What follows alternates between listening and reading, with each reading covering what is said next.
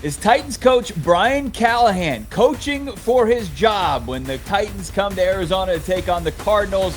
Bo Brock hanging out with you, and glad to be joined by our guy, Tyler Rowland from, of course, Locked On Titans over there, Locked On Podcast Network, and also working on breaking down film, Tic Tac Titans film breakdown. Tyler, Cardinals looking to build some momentum. Titans looking to avoid, disasters. It continues here. But let's start with the big one. Brian Callahan. Is he coaching for his job this Sunday? Well, it's interesting. I think he should be, Bo. I think that absolutely should be the case. And I got to say, I'm glad you put the hat on, because there's only one person that ever rivaled me in the hair department when we were together at Locked On, and that was you, my friend. So thanks for giving me the easy victory there. But I think he should be coaching for his job, quite honestly. But according to a recent report from ESPN's Jeremy Fowler and Dan Graziano, there's some belief that they might give Callahan the entire season. And I think that is just a massive misstep. I think we've seen enough from Brian Callahan already. He's already relinquished play calling duties a month into the season, which I think was a mistake already if you're Brian Callahan, but I don't think he did that willingly. And once you're, I would compare it to making a joint Facebook profile. Like, yeah, you're still together, but right. The rest of us are pretty skeptical of how long that might last. That's where the Titans are at. And I think if you allow the whole goal for the Titans this year was just to see some improvement. Like, there weren't big expectations for winning games. I had them winning 5 games going into the year, and I don't even think that they'll get there. And they have showed zero improvement so far, and probably some regression, quite honestly.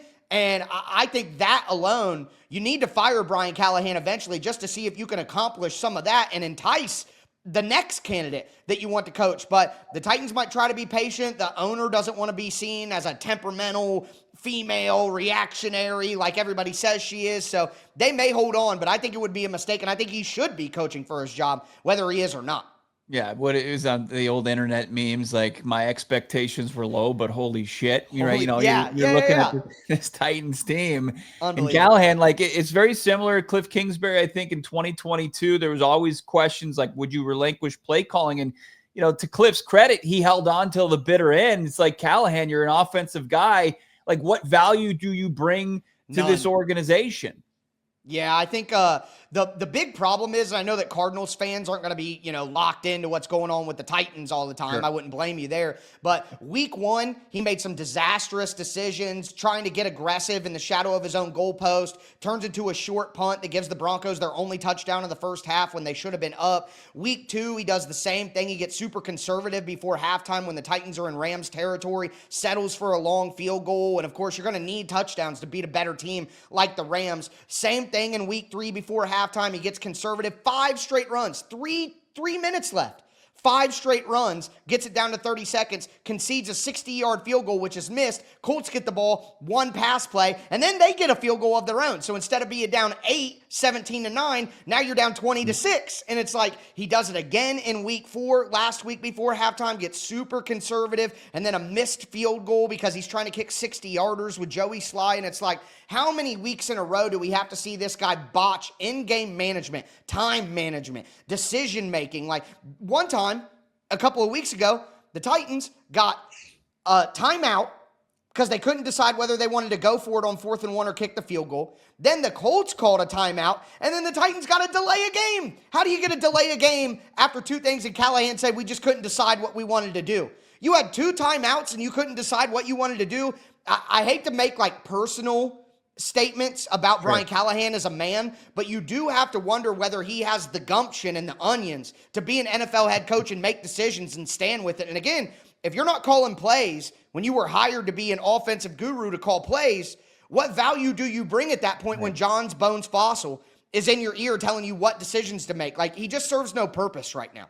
Yeah, I love the passion, by the way. It's unbelievable. And, like, when you have an asset like the number 1 overall pick, Cam Ward, looking at just his numbers, like you said, I haven't seen too much out of the recent performances, but, looking at the statistics, as far as yards per attempt, they're way down there. All bad. As far as, but then you couple that with a 51% completion percentage, it seems kind of head scratching how that's possible. When you look at Cam Ward, like, is it him? Is it scheme? Is it rookie growing pains? Is it all the above? Well, I think Cam Ward as a rookie quarterback certainly has some plays where you could say, hey, you should have gotten rid of the ball quicker. It wouldn't have been a sack. Hey, you missed a guy that you should have thrown to. I mean, even veteran quarterbacks have plays like that out there. But my big problem is Cam Ward's playing offense right now and playing quarterback on max difficulty. The Titans have, and this is something Cincinnati Bengals fans can attest to too, is Zach Taylor. They have a simplistic passing game, simple route concepts, not very much in terms of RPO game, play action game, all the things that make it easy for quarterbacks to have simple completions and get the ball rolling and gain confidence. They don't have anything like that. And when you have Joe Burrow, T. Higgins, and Jamar Chase, you can run simple plays and it'll work out. But when you have Cam Ward and a bunch of nobodies, it ain't going to work. You know what I mean? So for me, Cam Ward, the Titans went 19% play action last week. They aren't doing any RPO stuff like what Cam Ward was comfortable with in college. The screen game is slow developing and the worst screen game in the NFL, which doesn't give Cam Ward easy completions. Like everything that they're doing is asking Cam Ward to do it on max difficulty. So there are some mistakes a rookie quarterback has made and could be better with. But the reality is I would say it's 15% Cam Ward and 85% the situation that he's in. And maybe it's a little tilted, whatever. Maybe I just want to believe in the young man. But I break down the tape, Bo. I'm not just going off of what I see on Sunday. I'm watching the tape, and I put out a quick cut up this week of like 3rd and long, 2nd and long. There's nobody open. And it makes it difficult. And Cam isn't Lamar Jackson. He isn't Kyler Murray. He can move around, but it's more Dak Prescott, Baker Mayfield, CJ Stroud level mobility, not Kyler, Lamar, Josh Allen mobility. Yeah. It's so fascinating because there's so many similarities and talking points that the Cardinals fan base bring up as far as their play caller, Drew Petzing. And you are such a film junkie, man. Like, are you just in your film analysis of the Cardinals that maybe you've done, do you see any similarities or is it a different level? 100%. I do see similarities. Now, I'm not going to act like I watch as much Cardinals film as I watch Titans film, but just going back through the last 2 weeks, the route concepts are simple. And what do the best coaches in the NFL do on offense? They layer.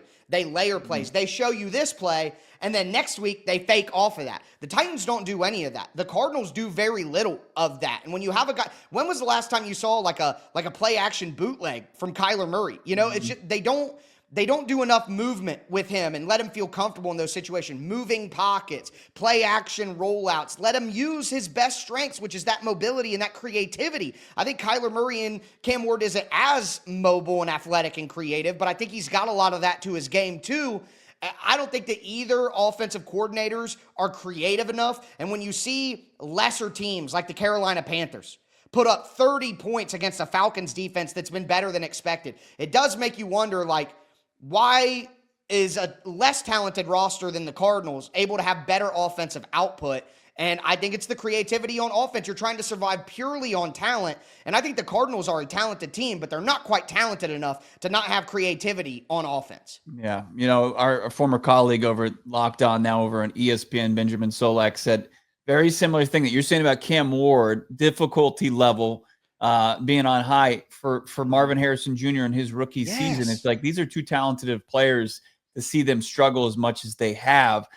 Marv now 4 games into his second season. Luckily, he had that second half. As we look at this, some people will say, trap game. You look at 0-4, Cardinals saying all the right things. I mean, if there is a path to victory for the Titans come Sunday and the Cardinals to really kind of be down on their luck at the end of this thing, what would it be? Where's the strength? Where can the Titans lean into something they're doing well?